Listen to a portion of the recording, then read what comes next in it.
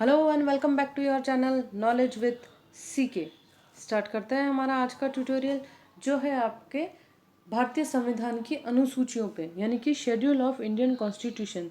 कितने शेड्यूल हैं? 12 शेड्यूल हैं, यानी कि 12 अनुसूचियां हैं। और इन 12 अनुसूचियों में हमारे संविधान के सारे आर्टिकल हैं, यानी कि उसके जितने भी अनुच्छेद हैं वो सारे इंक्लूड होते हैं। क्या कहते हैं ये आर्टिकल, इसी के बारे में बात करते हैं हम हमारे आज के ट्यूटोरियल में। सबसे पहले हम बात करते हैं कि अनुसूचियाँ कितनी हैं। मैंने आपको बता दिया कि अनुसूचियाँ कितनी हैं, 12 अनुसूचियाँ हैं। ठीक, 12 अनुसूचियाँ हैं। पहली अनुसूची क्या कहती है? पहली अनुसूची बताती है आपको राज्य और संघ राज्य क्षेत्र के बारे में, यानी कि भारत के जो स्टेट हैं और यूटीज़ हैं उनके बारे में बताती है। उनका एरिया क्या होगा, उनकी बाउंड्री क्या होगी, ये सारी चीज़ें किस में लिखी हुई है? पहली अनुसूची में लिखी हुई है। क्वेश्चन बनते हैं इस तरह के कि सपोज करो राष्ट्रपति के बारे में किस अनुसूची में जानकारी मिलती है, तो किस में मिलती है? दूसरी अनुसूची में मिलती है। क्या जानकारी मिलती है आपको? दूसरी अनुसूची बताती है कि आप दूसरी अनुसूची का पहला भाग, क भाग, यानी कि भाग ए, पार्ट ए, वो क्या बताता है? प्रेसिडेंट और स्टेट के जो गवर्नर्स हैं उनके बारे में प्रावधान किया गया है दूसरी अनुसूची में कि राज्यों के राज्यपाल होंगे और उनकी नियुक्ति किस तरह से होगी, उनके वेतन क्या होंगे, उनके अलाउंसेस क्या होंगे, ये सारी बताते हैं कौन? राष्ट्रपति और राज्य के राज्यपाल के बारे में भाग क। भाग ख निरस्त कर दिया गया है। भाग ग क्या कहता है? ये कहता है आपकी यूनियन और स्टेट की जो लेजिस्लेचर है, समझिएगा, यूनियन यानी कि सेंट्रल में, और स्टेट में जो लेजिस्लेचर है, विधायिका है। सेंट्रल में कौन है? लोकसभा और राज्यसभा। और स्टेट में कौन है? लेजिस्लेटिव असेंबली और लेजिस्लेटिव काउंसिल। लोकसभा, राज्यसभा, विधानसभा और विधान परिषद, इनके अध्यक्षों के बारे में प्रावधान करता है कौन? भाग ग। भाग घ जो है वो किसके बारे में प्रावधान करता है? सुप्रीम कोर्ट और हाई कोर्ट के जजेस के बारे में। सुप्रीम कोर्ट और हाई कोर्ट के जजेस के बारे में, एससी और एचसी के जजेस के बारे में, उनके जजेस की क्वालिफिकेशन क्या होंगी, इनके सैलरी क्या होंगी, उनके अलाउंसेस क्या होंगे, ये सारी चीज़ें किस में लिखी हुई है? सेकंड शेड्यूल में लिखी हुई है।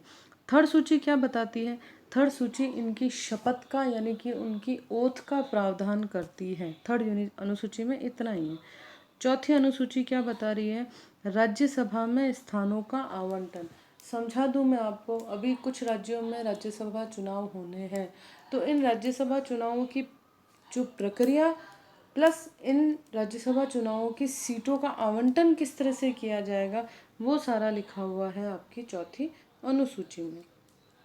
पांचवी अनुसूची किसके बारे में है?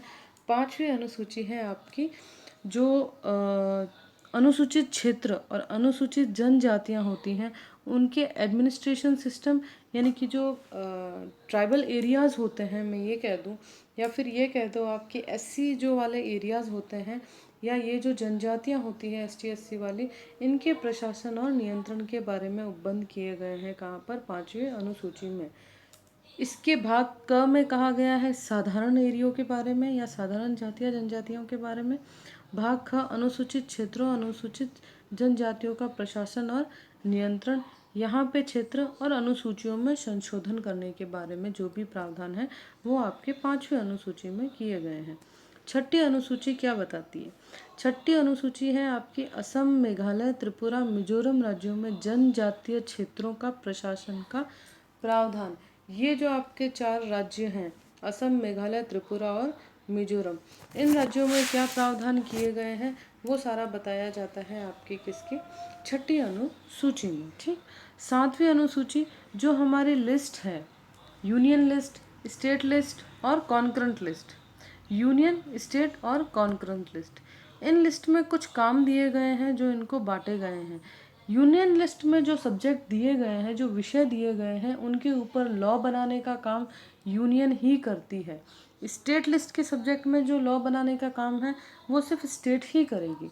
और कंकरेंट लिस्ट में दोनों को ये राइट दिया गया है कि दोनों उस पर काम कर सकते हैं। एग्जाम्पल के लिए मैं आपको बता दूं, ट्रेन का मैटर यूनियन के पास है, बसेस के बारे में जो पॉलिसीज़ हैं वो स्टेट बनाती हैं, और जैसे हेल्थ या एजुकेशन हो गई उसकी पॉलिसी दोनों बना देती है।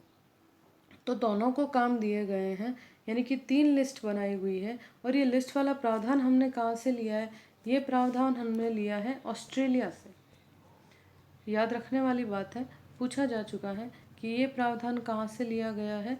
ये लिया गया है ऑस्ट्रेलिया से। 3 लिस्ट बनती है, एक संघ की होती है यानी कि यूनियन की, एक स्टेट की होती है यानी कि राज्य की, और एक होती है जिसमें दोनों उसमें पॉलिसीज़ बना सकते हैं। ऐसा प्रावधान किया गया है। ठीक, आगे चलते हैं हम लोग। आगे चलते हैं 8वीं अनुसूची के बारे में। 8वीं अनुसूची क्या बताती है? भाषाओं के बारे में प्रावधान करती है, यानी कि देश की जितनी भी भाषाएं हैं उनको किस तरह से इसमें शामिल किया गया है। देश की भाषा कौन सी होगी, उसकी राजभाषा कौन सी होगी। मैं आपको बता दूं कि हिंदी जो है वो हमारी राजभाषा है।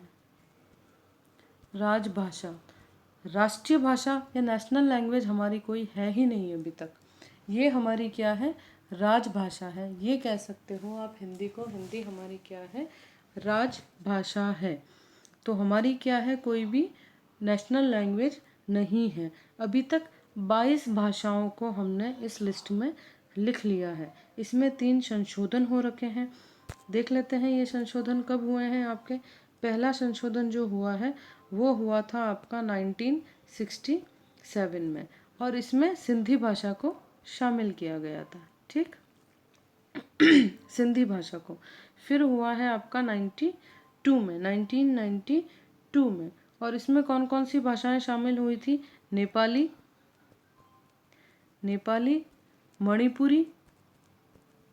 मणिपुरी और कोंकणी। ये भाषाएं शामिल की गई थी। कब की गई थी? 1992 में की गई थी। उसके बाद 2003 में कौन सी भाषा शामिल हुई थी?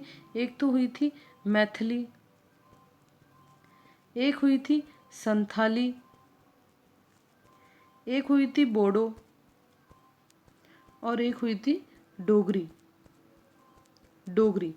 ये भाषाएं शामिल की गई थी 2003 में।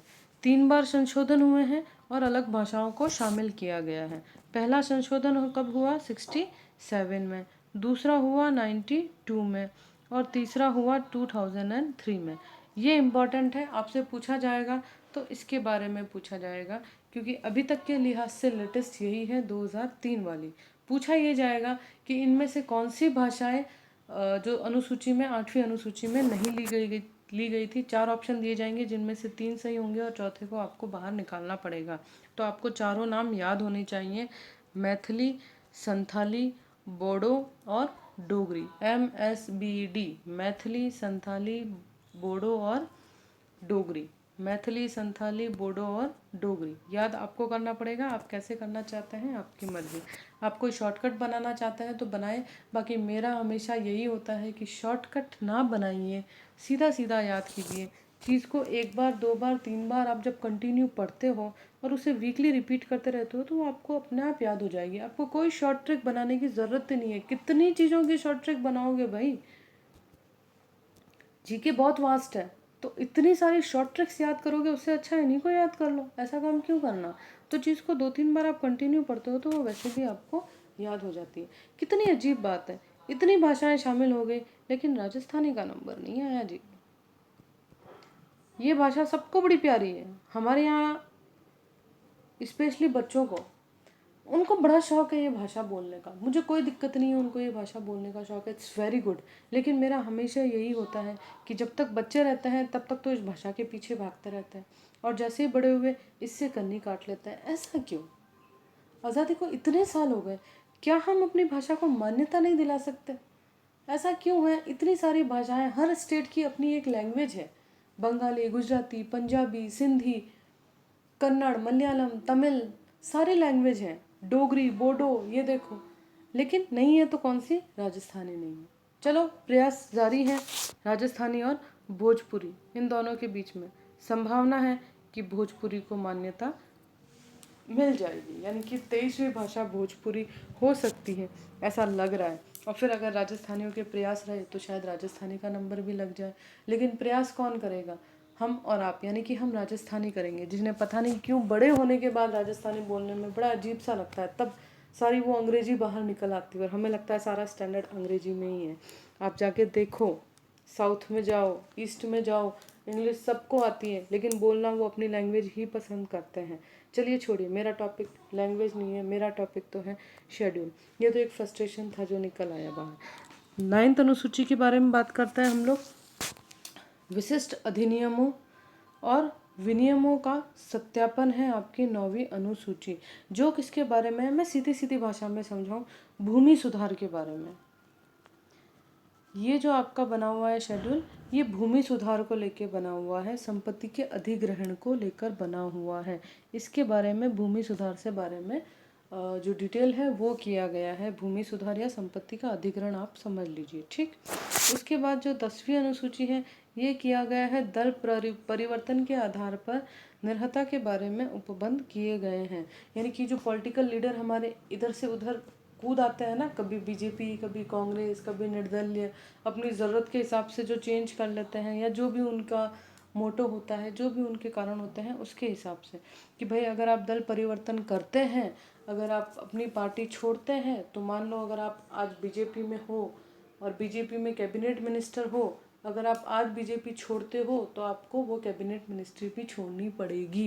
यानी इतना इजी नहीं होगा इधर से उधर बदलना। अगर आप बदलते हो तो आपको बहुत कुछ छोड़ के बदलना पड़ेगा। अभी कुछ टाइम पहले मध्य प्रदेश में हमने देखा है, नया नहीं है, थोड़ा बहुत अगर आप अपडेट रहते हैं न्यूज़पेपर के ज़रिए तो आप ये चीज़ें जानते हैं। 11वीं अनुसूची के बारे में पढ़ते हैं, 11वीं 12वीं, और बस आज का वीडियो हम यहीं पे समाप्त करेंगे। 11वीं अनुसूची है पंचायत के अधिकारों को लेकर, और 12वीं अनुसूची है किसको लेकर, नगर पालिका के अधिकार और प्राधिकार दायित्व को लेकर। पंचायत के अधिकार यानी कि आप ये समझ लीजिए, ये आपका 73rd जो संविधान संशोधन हुआ था उसमें लिखा हुआ है, और ये है आपका 74th जो अमेंडमेंट हुआ है कॉन्स्टिट्यूशन में, उसमें लिया गया है। गांव से रिलेटेड है, यानी कि गांव का जो हमने एक शेड्यूल बनाया है, त्रिस्तरीय जो वहाँ पे एडमिनिस्ट्रेशन सिस्टम है, डिसेंट्रलाइज किया हुआ है, वही आपका 11वीं अनुसूची में लिया हुआ है 73वें संविधान संशोधन के तहत। और 12वीं अनुसूची में शहर का एडमिनिस्ट्रेशन जो 3 भागों में विभाजित किया गया है, जिसमें हम लोग नगर निगम, नगर परिषद और इनको पढ़ते हैं, वो सारा किस में लिखा हुआ है, 12वीं अनुसूची में लिखा गया है, ठीक। तो आपको याद रखना है फर्स्ट शेड्यूल क्या कहता है, एक बार फटाफट हम रिपीट कर लेते हैं सारा। फर्स्ट शेड्यूल किसके बारे में है, स्टेट और यूटीज़ के बारे में, ठीक है। सेकंड शेड्यूल किसके बारे में है, राष्ट्रपति, लोकसभा, राज्यसभा के अध्यक्ष, सुप्रीम कोर्ट, हाई कोर्ट के जजेस, इनके बारे में, इनके वेतन के बारे में सारे उपबंध किए गए हैं किसमें, शेड्यूल 2 में।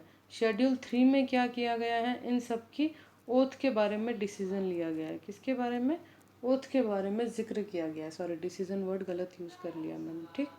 और राज्यसभा में जो राज्यसभा का जो प्रोसेस है वो आपका किस में है, 4th शेड्यूल में है, यानी कि सीटों के आवंटन के बारे में किस में दिया गया है, 4th शेड्यूल में दिया गया है। 5th शेड्यूल किसकी बात करता है, 5th शेड्यूल बात करता है SC वाली, अनुसूचित क्षेत्रों और अनुसूचित जनजातियों के प्रशासन से संबंधित। ये 5वां अनुच्छेद शेड्यूल। 6ठा शेड्यूल जो है वो किसके बारे में बात करता है, मेघालय, मिजोरम, आसाम और त्रिपुरा, इन 4 राज्यों में जो जनजातियां निवास कर रही हैं उनके प्रशासन को लेकर उपबंध करता है। मेघालय, मिजोरम, आसाम और त्रिपुरा, मेघालय, मिजोरम, आसाम और त्रिपुरा। 1-2 बार बोलो, अपने आप याद हो जाता है, मेघालय, मिजोरम, आसाम, त्रिपुरा, मेघालय, मिजोरम, आसाम और त्रिपुरा, ठीक। 7वीं अनुसूची के बारे में जाते हैं। 7वीं अनुसूची बताती है किसके बारे में, लिस्ट के बारे में, यूनियन लिस्ट, स्टेट लिस्ट और कॉन्करेंट लिस्ट। 8वीं अनुसूची किसके बारे में है, लैंग्वेज के बारे में। 9वीं अनुसूची किसके बारे में है, भूमि सुधार के बारे में, भूमि सुधार के बारे में, विनिमय के बारे में। 10वीं अनुसूची दल परिवर्तन, 11वीं अनुसूची पंचायत, और 12वीं क्या है, नगर पालिका। एक एक वर्ड को भी आप अंडरलाइन करोगे तो आपको याद हो जाएगा, ठीक। मिलते हैं अगले वीडियो में, तब तक खुद का ख्याल रखें, सुरक्षित रहें। Have a wonderful time ahead.